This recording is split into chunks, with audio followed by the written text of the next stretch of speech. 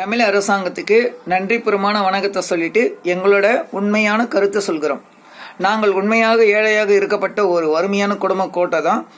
நாங்களே நினைச்சிட்டு இருந்தோம், எலெக்ஷன் டைம்ல எந்த நேரம் இவங்க 1000 ரூபாய் நிறுத்துவாங்களோ, எந்த நேரம் நம்மளுக்கு 1000 ரூபாய் வராத போயிடுமோ. உண்மையில நாங்கள் தவிச்சிட்டு இருந்தோம்.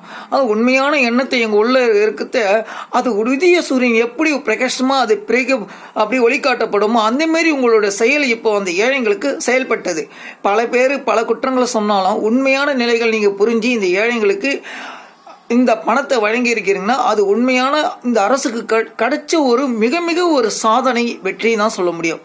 ஏழைங்களோட வறுமையை புரிஞ்ச உதயசூரியன் கட்சி அவர்களுக்கும் ஸ்டாலின் முதலமைச்சர் அவர்களுக்கும் அரசாங்கம் சார்பாகவும் பொதுமக்கள் சார்பாகவும் அரசியல்வாதி சார்பாகவும் பொதுமக்களை நீங்க எல்லாரும் காப்பாற்றணும் தான் துடிக்கிறீங்க. எந்த அரசியல்வாதியும் எங்களுக்கு எதிரியில்லை, எந்த ஒரு கட்சியும் எங்களுக்கு எதிரில்லை. பொதுமக்களுக்கோசம் நீங்க போட்டி போட்டு செய்யற இந்த நல்லது நாங்க வரவேற்கிறோம். அதனால எங்களுக்கு இவர் தான் உயர்ந்தவர் அவர் தான் உயர்ந்தவர் நாங்க எப்பயுமே மார்த்தட்டியோ இல்ல வார்த்தைகளை உதறி விட்டோ நாங்க சொல்ல மாட்டோம். ஏன்னா இந்திய தேசத்தின் சிந்தனை சமுதாய சீரமைப்பு ஒற்றுமையே ஜெயஹிந்த். மகாத்மா காந்தி சொன்னது இந்த வார்த்தை தான்.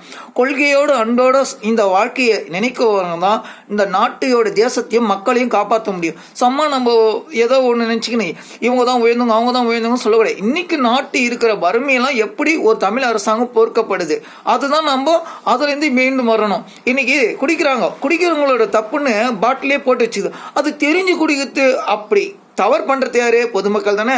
அப்போ உண்மையான நல்லவங்க எல்லாம் நல்லாதான் வாழறாங்க, கெட்டவங்க மட்டும் தான் அழிஞ்சு போறாங்க. அதுக்கு எந்த அரசியல்வாதியும் காரணம் இல்லை. இதுதான் உண்மை சத்தியம். இந்திய தேசத்தின் சிந்தனை சமுதாய சீரமைப்பு. ஜெய் ஹிந்த்.